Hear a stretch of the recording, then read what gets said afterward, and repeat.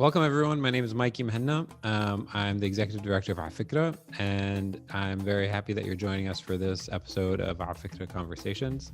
I'm really excited to be joined by our two special guests today. Amir, who is an expert trumpeter with a classical background. He's created techniques to play microtones and ornaments thematic to Arab music that are not typically heard on the trumpet. Arun, who is a versatile violinist, composer, and educator based in Brooklyn. He has carved a niche for himself as a multifaceted artist.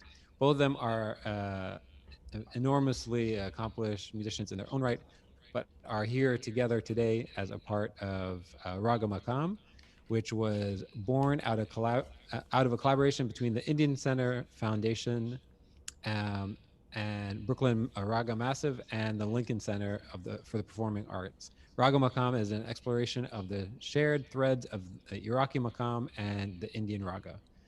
Arun, Amir, thank you so much for joining our Fikra Conversations. Thank you. It's a Thank you. pleasure to be here. It's so nice to be here. So let's kind of start as we start most of these conversations with sort of a biographical question. Um, Amir, let's start with you. When did you first find yourself into, when did you first start playing trumpet? And when did you start exploring this idea of playing microtones and sort of using a Western instrument like the trumpet in sort of um, uh, in a scale that needs sort of quarter tones and things like that? Yeah, it's a good question. Especially the second part of it. My beginning as a my early days as a trumpet player were basically through elementary school. We had a choose your instrument day, and for whatever reason, the I was actually intent on playing the saxophone, and I couldn't get a sound out of the saxophone, and I was confused by how many buttons there were. And then the band director gave me a trumpet, and a sound came out, and he said, "Well, okay, that's your instrument." I said, "I don't want to play trumpet." He said, "Well, you're going to play trumpet," and only had three valves, so it seemed easier. And I spent about 4 or 5 years after that taking lessons and not being particularly motivated by the trumpet because of the way I think because of the way it was being taught in the school system. It wasn't, there wasn't much to be very excited about. Where was Um, this? this was sorry. I was growing up in a suburb of Chicago called River Forest, so Okay. just west of the city.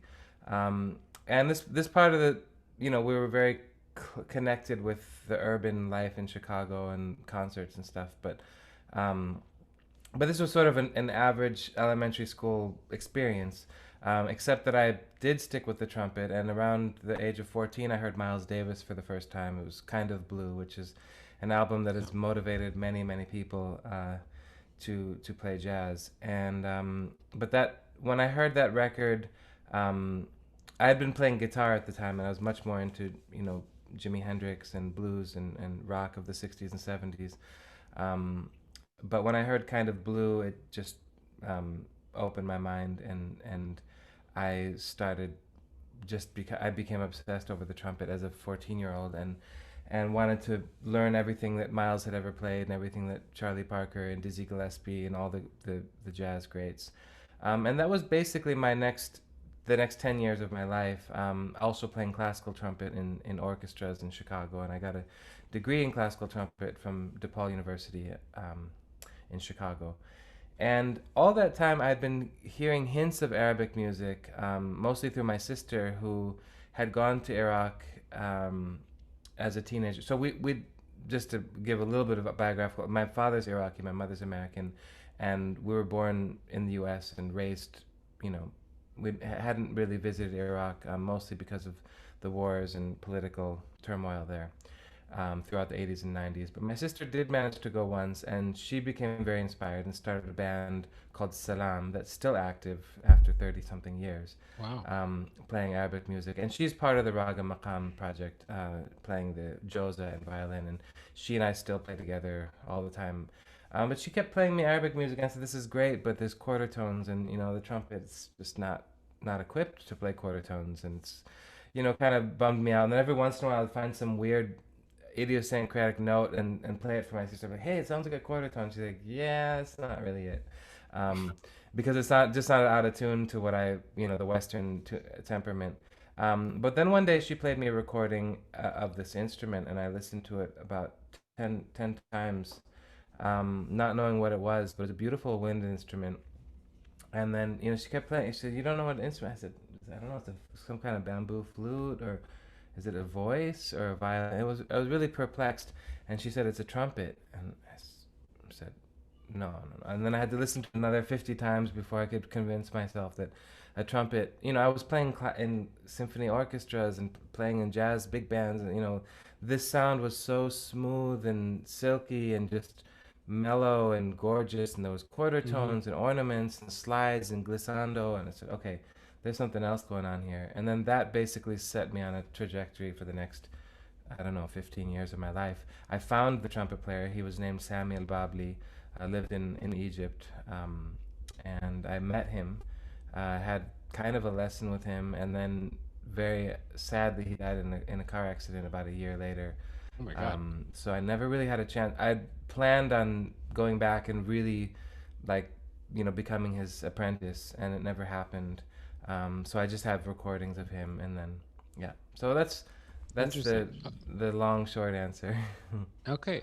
Yeah. Um, well, before we come back to that, so Arun, I'm curious to hear your story, how you came into, both how you became a violinist. Violinists famously start very early in life, but when did you start composing? Um, well, composing is I wouldn't say that that is my first order business, but as far as violin, I've been playing since I was about 8, um, so maybe relatively late, if you will. But both my parents are from South India, and my mother is a Carnatic, which is a South Indian classical vocalist. Mm. So she had training she learned from her mother. So I started singing when I was, 5 or 6, learning kind of the fundamentals of Carnatic music. And then my grandmother also played violin as like a hobby, not professionally or anything, but um, so I'm the youngest of her 9 grandchildren, and she basically handed the violin to every one of her grandchildren, and it didn't take with anybody. So I think by the time she got to me, she was like, "You will learn violin." So I started with Western classical music, and it was wonderful. I was very fortunate to have great teachers throughout my life. So my Western classical teacher was amazing, and then by the age of 10, I started learning Carnatic music with a man named Ananta Krishnan. And here's like a really incredible violinist from India who moved to New Jersey. He actually lived in Chicago from when he came to from India, and then moved to New Jersey right around the time, the same year, I believe, or maybe the year before, I started learning with him. And, because I had learned Western music, I kind of had some of the technique already down. I could, make good sounds and those kinds of things. So I was able to kind of progress relatively quickly with him. And I studied with him throughout high school. And, it was kind of like a thing where I played Western classical, I played in orchestras in the New Jersey State Youth Orchestra, and at the same time, I was kind of playing in these Carnatic music festivals. There's a big community in New Jersey. There's a very large South Indian community in New Jersey, so there are annual kind of festivals that we would go to, and all the kids would participate, and then they became competitions and all Yeah. that. I grew up in that kind of world, um, and yeah, violin has been a part of Indian classical music and very specifically South Indian music for about 200 years and has really evolved over time. So the techniques and um, the application of the instrument and the modification, not really a modification, but maybe the way it's played, the way it's tuned, slightly differs. But it is quite evolved, and it's really a beautiful thing. So, um, I had the chance also when I was 17 to start learning with Mysore Nagaraj and Mysore Manjunath, and these are two brothers. They're maybe in their 50s now. They're exceptional. They're incredible, Yeah. virtuosic, improvising, creative, open musicians. So they took me under their wing when I was about 17, and that was the big life changer for me. I never studied music in schools. like in high school, in college. I didn't get any degrees in music, but everything was kind of through gurus and teachers. And after college and kind of studying economics in college, which I did nothing with, um, I ended up going to India and living in India for a year. And I lived in their house. They lived in a house together with their father, their guru. So it was like a pretty intense house of music and incredible. We played so much. So that was, I think, what sort of was like a trampoline for me as far as really throwing myself into Carnatic music for a lifetime.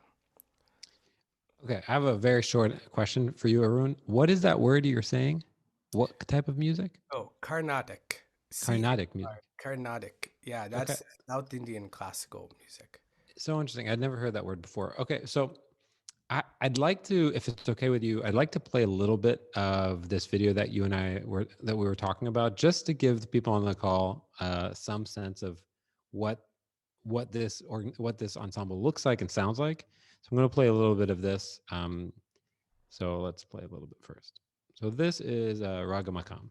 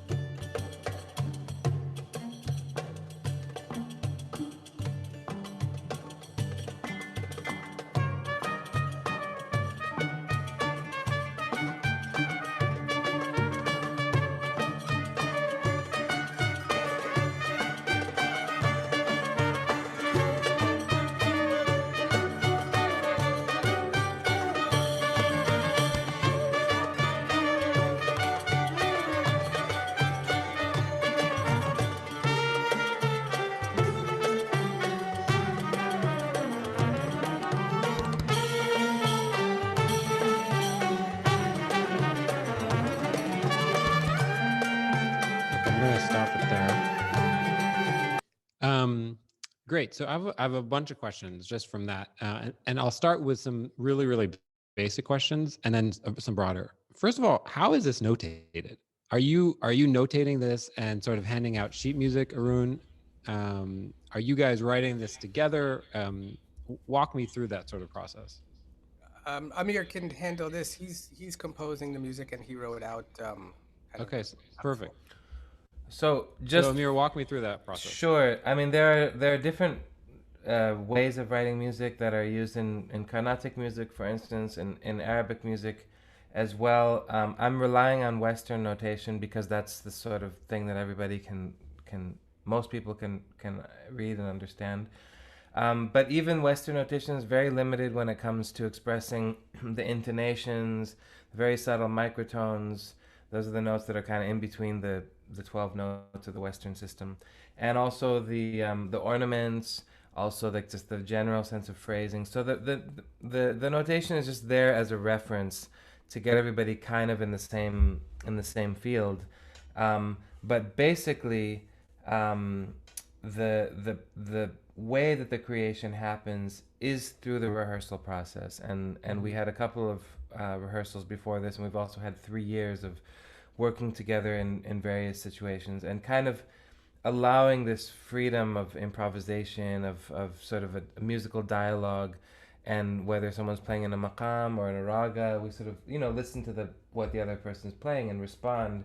And it's a really beautiful process because like a melody that I'm used to hearing or playing in a particular way from the maqam tradition, when, like, let's say Arun or Jay Gandhi, the bansuri player, responds, suddenly they bring another flavor. They play something very similar, but they ornament it in a very different way that's not what they've ever played before, but it's also not the way I've ever heard that phrase. So the sound awakens in this beautiful way, and so when I finally committed to writing things and scoring things out, it was trying to capture all of what we've created collectively and then channel it into something that then can be a guide for our reference. So it's especially when I'm this particular piece we played is a mode that exists in the raga tradition and the maqam tradition.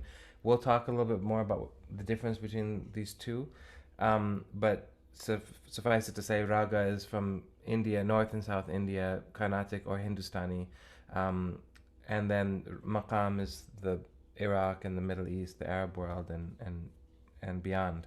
Um, but certain pieces that we play are really just ragas that don't exist as maqams, and vice versa. So I'm really trying to tune in and listen, and then make the composition, as opposed to me just coming in with a bunch of scores and say, okay, you play this, you play that. I don't like working that way. I prefer to let the sound emerge from the collective. Is the idea for the project so such that to show a shared sort of the center of the Venn diagram where these two very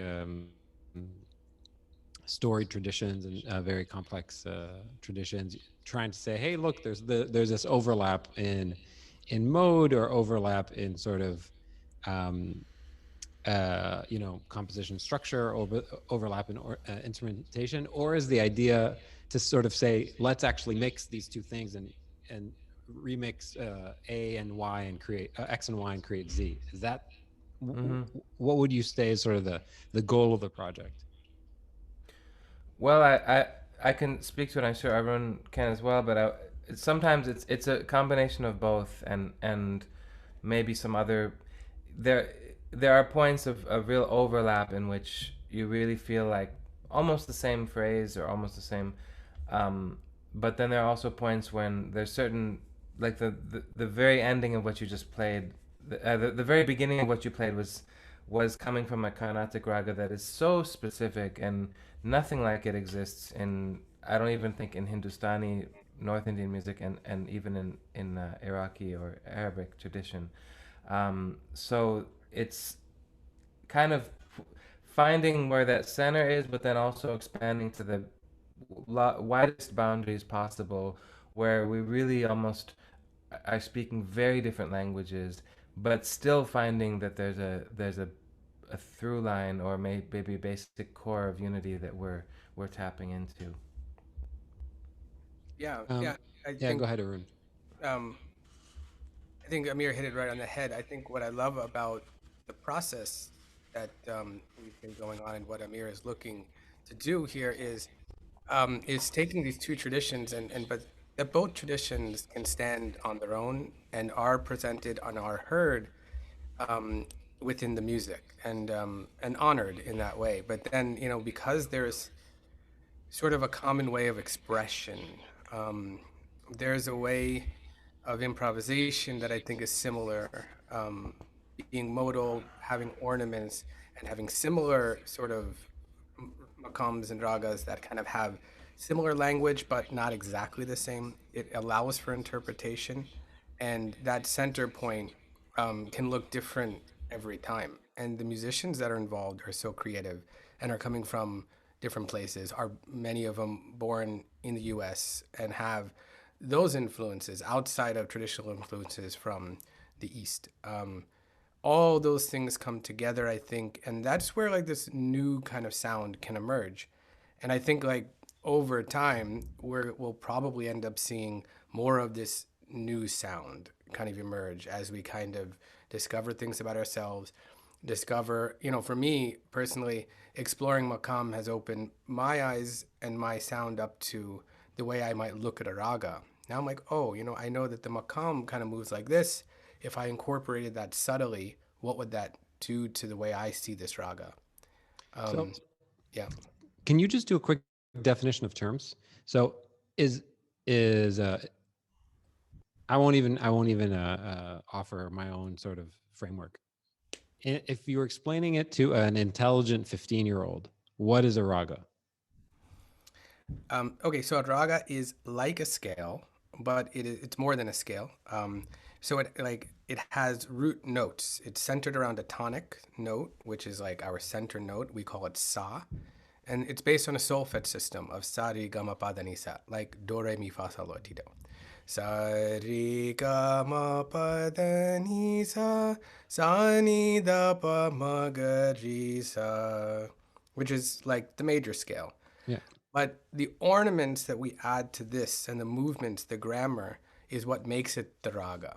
Sa, ri, ga, ma, pa, da, ni, sa, ni, da, pa, ma, ga, re. So those ornaments, now, the way I just sang it with the ornaments is not written down. It's not, it doesn't have to be exactly that way, but we learn the full gamut of the ornamentation on a raga like this, and they become our tools at our disposal to then improvise. So the raga is a framework now, and it becomes just something that we have and we've internalized, and we can now express it how we wish. And then compositions then come after that. And ragas, of course, have different intervals. Like the major scale was there, but then you can have the third B minor, sa, re, ga, or the second, sa, re, ga. So the different intervals of each of those pitches then start to create new emotions and make you feel a little bit differently. And then ornaments then would change based on that. So, we learn each of these ragas very deeply for a long time before we even get to the point of improvisation. But improvisation is the goal from the beginning. Gotcha.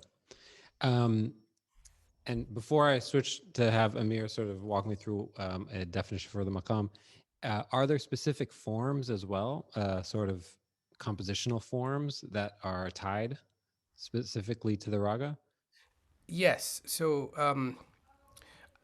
In structure, I mean, like. especially in South Indian classical music, composition is actually a very important part of of raga. So you'll have a composition that might last, 5 minutes or so. And this might be a 200, 300, 400-year-old composition. But then before that, you'll have something called an alap, which is an improvisation. It has no rhythm, no percussion, let's say. And it's just a free thing over a drone. And this drone plays in the background. And this is another distinction between raga and maqam. In raga, there's always a drone played by a tanpura, that instrument that drones kind of in the background. And it drones in the tonic, which is that root sa note, whatever we choose. So that free improvisation is one thing. Then within the song, you may take a lyric of the song and then improvise just on that one lyric. So melodically, you can do whatever you wish, but then you sing those lyrics or you play in the way that you're expressing those lyrics, and over the same time cycle, which is happening. And you have to be, so you're holding on to time cycles, you're holding on to raga, like what notes you're using and the ornamentations and grammar, but then you're free to express yourself in any way you wish. And those are a few of the forms. There are other like improvisational forms within Carnatic and Hindustani music. So this is South Indian classical being Carnatic. North Indian classical is called Hindustani. And they're coming from the same root.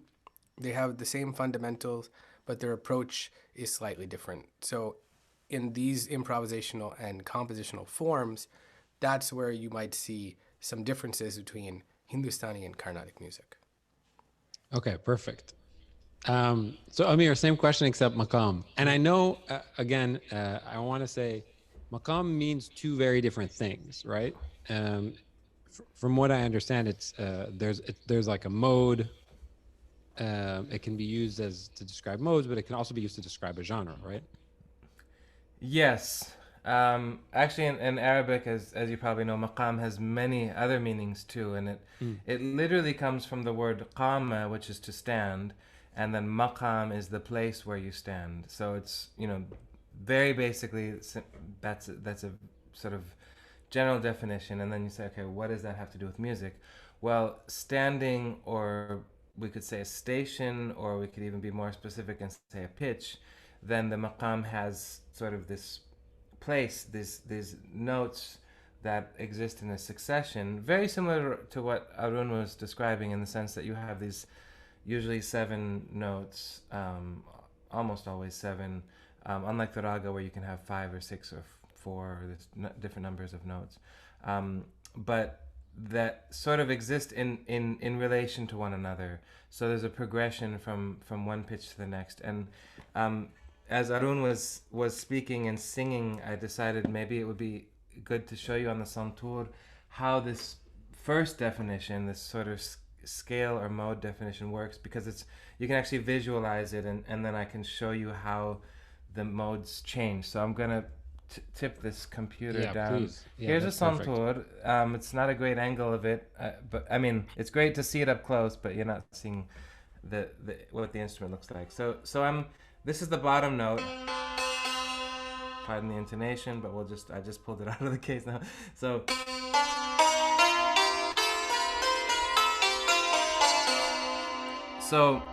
that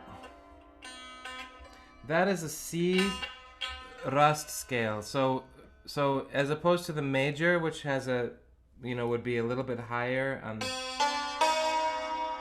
this degree, is a quarter tone. So it's between, if this is do, or let's say in A, B, C, this is C, D.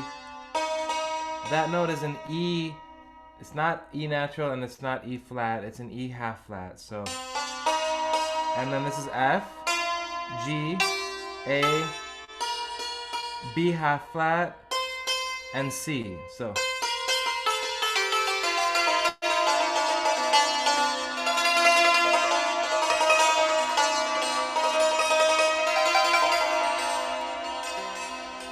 that's a mode called rust. Now if I take the same note, instead of using C, if I this as my tonic or my home note, so instead of C it's now D.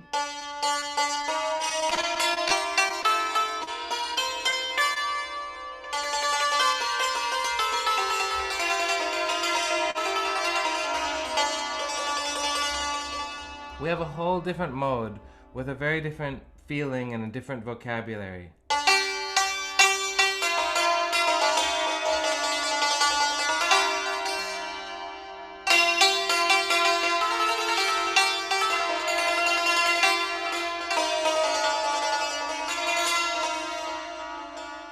It's another sonic world. And similarly, I can go up to E and have another mode. But around the point when you get to the E half flat rather, things start to get funky. The notes start to move around, because this is a half flat, which is, acoustically speaking, is a little bit unstable. It's not as centered as the C and the D, or the like the more natural notes. When you get these half flats, they start to evoke other pitches. So in essence, what happens is instead of having the same grouping of notes,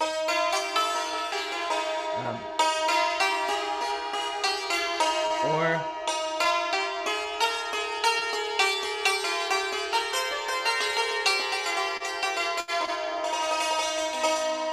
so it's the notes are, we call them quarter tones, but they're actually even more malleable, and there's this small intonations. You start raising this note and lowering that one a little bit, and then boom, you're in another mode.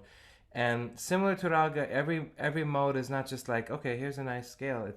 It's actually, because you stay in it for a long time, you kind of soak in these modes. You're like steeped in them, and they create mode and mood are very closely related in English, and I think that's a good analogy, because it's like the room becomes filled with these standing waves, and it's actually literally what's happening acoustically. And when that happens, it creates, imagine it's like changing the color of the lighting, or changing because now there's certain ratios, there are mathematical ratios within the sounds that are creating, like literally creating shapes in the room. And when you sit in those for a while, You feel there's this joyful mode, there's a very mournful one, and then of course the way the person plays within it is, it brings out different emotions and it gets very personalized. Um, And you So, mentioned like, that there's like different colors for each one. And raga actually means, the translation is like that which colors the mind. So mm, like it's about color, and each raga brings a different color or emotion. And what Amir is saying is amazing about this like modulation, how you go to the second degree or the second note in that first mode, and you get a completely different kind of mode and feeling. And in raga, that idea does exist, but it's not as commonly done, and it's not a centerpiece. Whereas in Maqam, they're built around these movements where it kind of changes and goes to something else. And those are just these magical moments. Like, and that's something I think we've been exploring is like, well, how do we do that? And if we modulate to a different note, what raga does that all of a sudden bring to us? And then how can we try to express that? Or maybe there's something else that we discover when we use a new root note that's like, oh, well, this raga now would actually sound really cool. And then that becomes like a real blending of traditions. so I have two questions before we get to the sort of the big Q&A, and then I'll play a little more of the video. Um, the two questions, and you guys can choose who answers them. When I think about the sort of the Western classical tradition, there are clearly these eras, that historians have sort of defined. There's the Baroque period and Romantic and classical, um, and for some reason, when I think of at least like Arabic music, I forget that this is a living genre and that there are probably similarly those same eras, right? Um, Someone's phone. That was Um, me. Similarly, there must be those eras. So I'm curious if that's true. Sort of, are you guys tapping into specific eras? Um, the second question is: have traditionalists sort of responded to the Raga Maqam project with antipathy? Has there been any pushback saying you guys are corrupting a specific form, um, or has it been celebrated as sort of a fun exploration? well, I'm sure the era thing is we could probably time about it, but I think that in Western classical music you have like in the last 500 years or so, let's say from the Renaissance to the Baroque to the classical to Romantic to I'm sorry. wow, to the 20th century contemporary. There's this sort of that all exist. Each is about I don't know a century or a little Mm-hmm. bit less. And I think in like Maqam, partly because it's not written, so we don't exactly know what people were playing in the year 1700 or in it's not having as much of a written record and it being a more of an oral tradition. We're kind of constantly in the present in the sense that it's like the present moment has the whole history of the last 3,000 years, and you're kind of connecting to different parts of it. And that's liberating in a way because you're not so stuck. I mean, this is the way I feel about it. Maybe somebody else would have a different answer.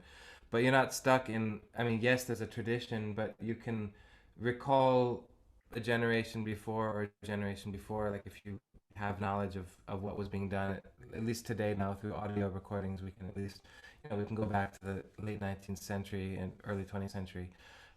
But it's always like what's happening now, what's happening in the moment.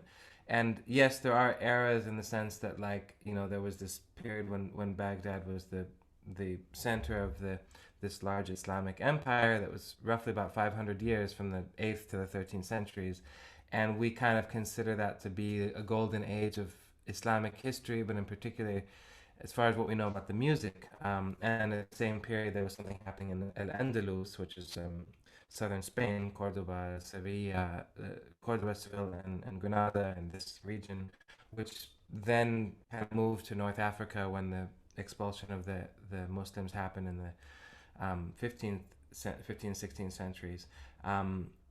So there's these eras that we talk about, and we have some reference. There's a lot of his treatises that we know, but we don't really know what they were playing enough to that we could like say, okay, now we're going to play a 13th century or so in that sense, we have these grand periods of like half a millennium, and then Iraq we know something about Sumerian and Babylonian modes, and we have some written, but there's not like a group of period. Well, there are, but they're not very accurate, I don't think. Period instruments, kind of making the what Hammurabi's choir was singing in the rituals of Babylon in 600 BC. We don't have that information. So there's something kind of liberating about an oral tradition in the sense that you're kind of in the present all the time. Yeah. Yeah. That's great. Arun, you But I'm want to take sure. a, Yeah. a swipe at the second question? Yeah. Oh, about how I may be perceived. Um, Yeah, I'm curious, like, what has been the reception from both people who are new to both art forms and people yeah. who are traditionalists?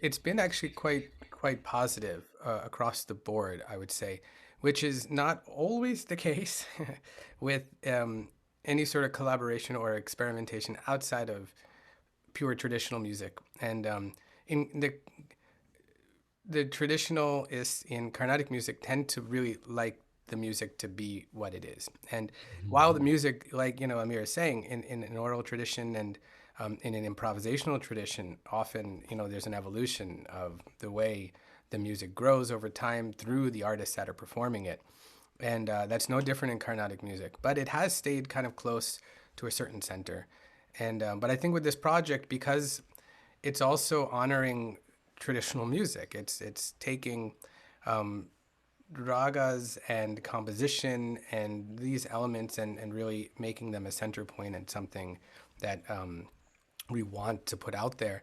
Uh, and we're blending them, but I think Maqam is also such a close cousin that the appreciation for the music is very much there, and that same sentiment, that same resonance that I think we feel in Indian classical music, I think we feel in Maqam. So I know for me, the first time I heard it, I was like, wow, I want more of this. And I think that's what happens with anybody else that's coming from this Indian classical community.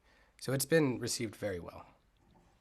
So cool. Okay, so we're going to go through this quick Q&A. I'm going to try to keep you guys to one sentence each, since we are, I just realized it's 45 minutes into the hour. So Arun, what are you reading or watching right now? Right now, I'm reading this book called The Karma of Brown Folk by Vijay Prashad. And it's kind of tackling this notion of the model minority and just South Asians, and how, when South Asians came to this country in the 60s, it was, you know, it was only for immigrants that had degrees, that were engineers, that were doctors, that were going to come. So there was like kind of like the cream of the crop, if you will, came, and it sort of set this precedent for what maybe South Asians started to feel as immigrants in this country, and they became called the model minority. And Yeah. it goes into that discussion and how it affected race relations, and how with African Americans and other immigrants, how there's a kind of disconnect and why. Cool. That's great. Amir, are you still there? Yeah. Great. Yeah, I'm here. What are you reading or watching right now? Well, I've been doing a deep dive into modular synthesizers, which is a very, very different world. So we're talking about like thousands of year old tradition, and now I'm although I've spent most of my life dealing with only acoustic music, I'm getting very interested in the technology of really the 1960s and 70s, which created these enormous. Um, Maybe I can, since I've been showing you my instruments, I'll show you this one. It's a bit crazy right now, but you can, let's see if this is gonna work. I knew that Hello? was a bad idea. How can you hear me now? Yeah, now I got you. Yeah, I'm Yeah. back on computer audio. I'll figure out what I just did. I was like trying to move things around, the wires and cables, but it's basically this large um, electronic instrument with knobs and dials and Yeah. switches, and you're basically able to sculpt what sound you want, because Yeah. it's coming from an electronic source, but you don't have the limitations of presets. Like, it doesn't say it has to sound like this or that. So I'm Like, integrating that into my performance now. cool. and You reading can about look it. like a anyone who's anytime I see like somebody using modular 60s instruments, I always feel like they're a Bond villain who's like adjusting the dials for the like the laser that goes into the Well, I've been going to a chiropractor lately who uses this like a little, I don't know what they're called, diodes or something. They put yeah, them on they're your back and yeah. yeah, Well, no, no, no. This thing that they put on your back and it just creates vibration, which causes your muscles to contract and release, which is a way of, but it's like 60s technology. And I'm looking at this thing like, man, maybe I can wire this up with my synth and figure out some, like it's kind of the same, yeah, very similar technology and probably inspired all the James Bond movies. And for so, sure. but I won't be a villain of traditional music with it. I'm up to something else. So. Okay, Mm, let's try to keep it. I'm going to try to keep this a sentence. okay, So, who we'll would you keep it. love to shadow for a day, past or present? Arun, who do you got? Um, my my my grandfather that I never met that Okay, owned a bookshop in Bangalore and is awesome. okay, cool. Amir, how about you? It's a very difficult question, but I'm going to go with my grandfather because Arun said his grandfather. How about I um, shadow your grandfather? You can shadow mine. Two for the Love it. price of one. Yeah, my grandfather was a coppersmith in Baghdad, and it's an era that I've read and thought and seen pictures of, and wish I could be there and sort of understand that life. So, So, I guess there's a question that both of you can answer. What do people most misunderstand about Brooklyn Maqam? Hmm. That's a tough one, also. Interestingly enough, before I started playing with Amir and started diving into Maqam, people used to always ask me, so how do you play those microtones and quarter tones? Yeah. And I'd be like, well, I'm not actually really playing microtones. So there's kind of a bit of a misunderstanding about what raga is, and maybe about what I'm trying to do with it, or like what my unique voice is. Because a lot of times it's like not necessarily traditional. I think with traditional audiences, the misunderstanding is what I'm trying to do with my experimental stuff, and then vice versa. People are trying to understand what classical music is, and maybe there's a um, bit of a learning curve for that. So. Cool. mm, Um, can Amir, I? do you mind if I jump you to the next one?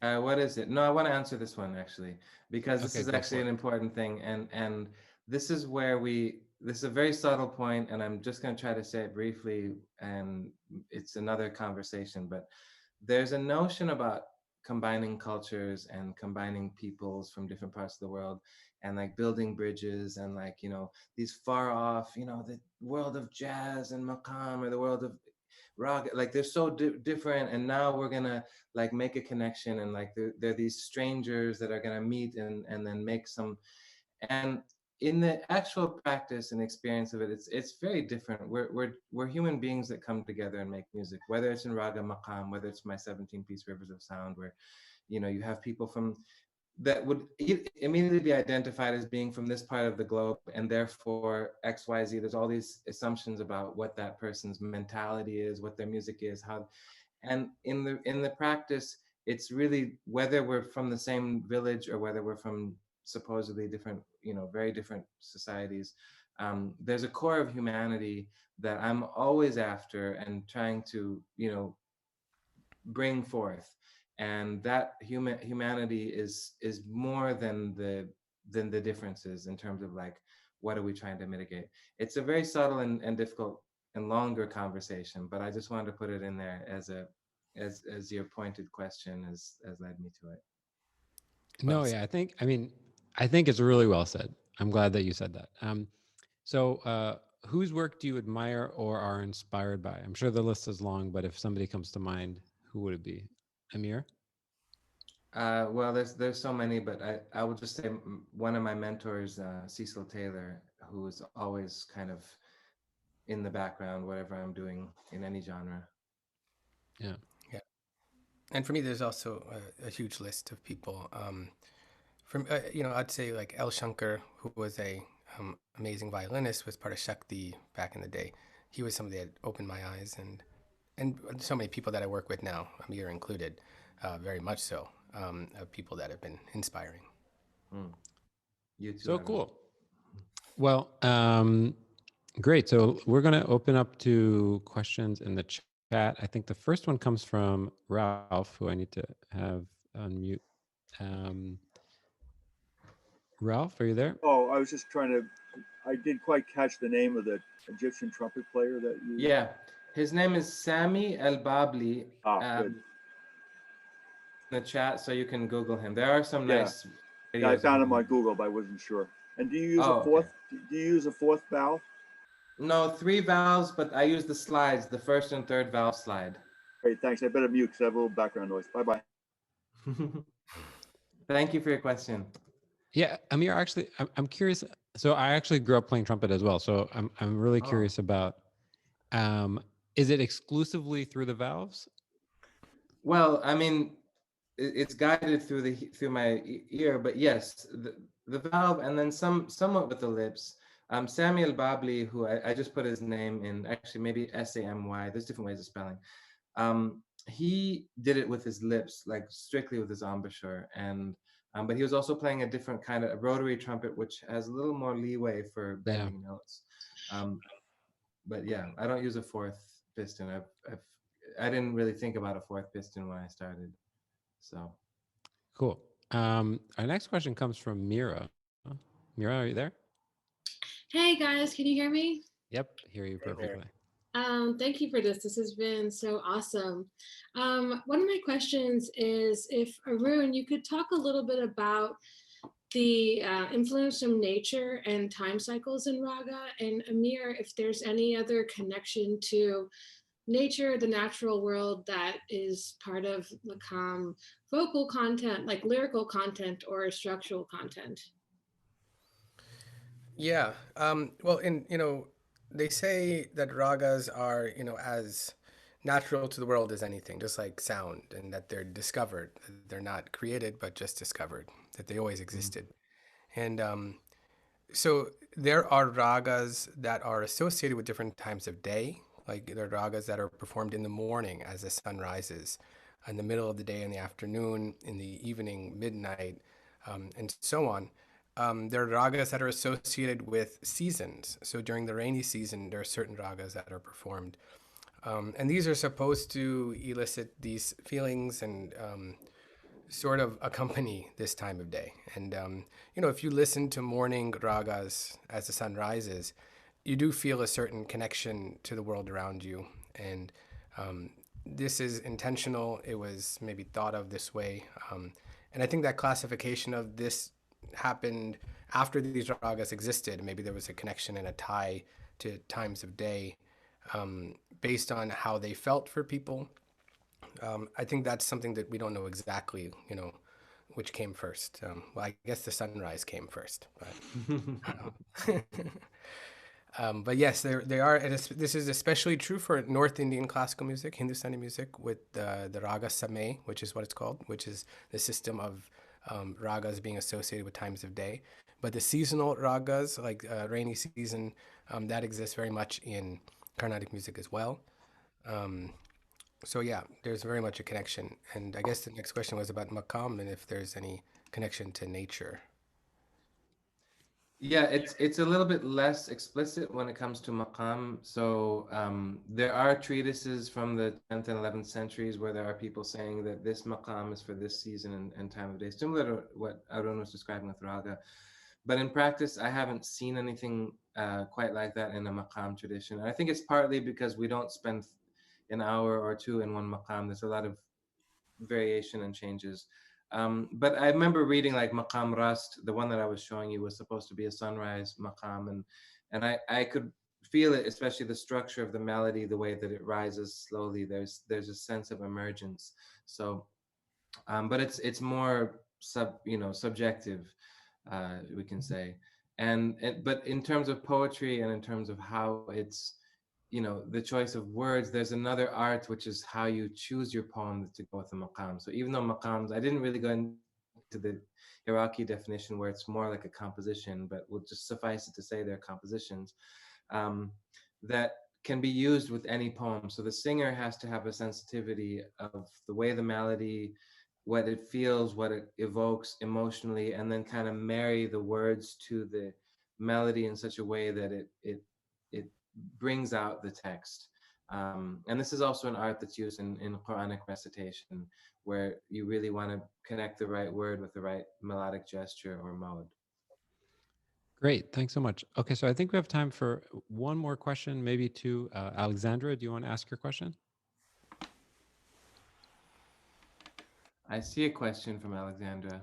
Yeah. You want to unmute? I see your face. There you go. I got you. Oh, okay. Hello? Hey, Yes. we hear you. Working? Yep. Okay, great.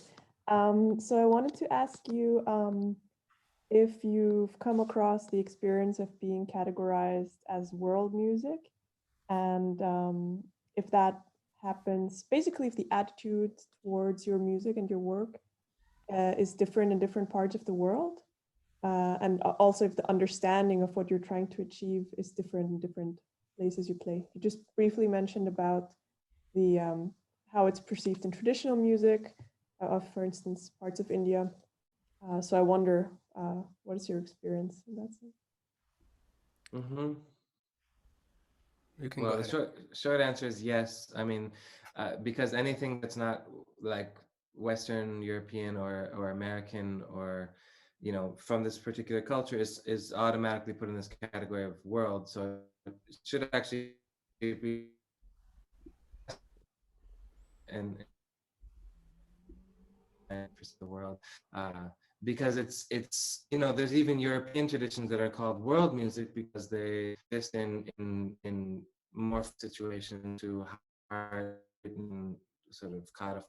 So it's a very funny term. We sort of sometimes don't have a choice because there's an industry that pigeonholes things, and but I think we're done with that term, and that in the next few years you'll be seeing more like, here's Carnatic music, here's Icelandic music, here's music from the Congo, here's, you know, very specific to the place without having to have this umbrella that's just basically not even a category. I mean, it's like, this is music from the world. Okay. What is it? Like Music from the world. Not Saturn. Okay. It's not Here's food from the world. Jupiter. What is it? Yeah. Yeah. I mean, I think it's worthwhile with Sun Ra to say he was from Saturn. So then this is perfect. We can say, you Yeah. know. Well, listen, thank you so much, Alexandra. Thanks for that question. Tirpat, I don't think we have time to get to your comment, but thank you to everyone for joining. Arun, Amir, this was super, super fun. I'm so happy that we got to hear you playing and singing. And I think that you have just signed up for another one of these at some point in the next year where we can play a little more of your music and explore many of the topics that I feel like we didn't even have enough time to get into. So this was super, super fun. Everyone on the call, we have events next week. So please go to afikra.com, sign up. If you're interested in learning more about Brooklyn Raga, it's very easy to find information online. Just search Brooklyn Raga or Raga Maqam, you'll find a lot of the information online. I also want to thank Mira, who's on the chat as well, who helped make all of this happen. So huge shout out to Mira for helping organize this and connecting us with Arun and Amira. Thanks, guys. This was really fun. Thank you, Mikey. It's a pleasure. Thank you, Mike. Thanks for hosting this. Bye, everyone. Thanks so much. Bye. Thank you.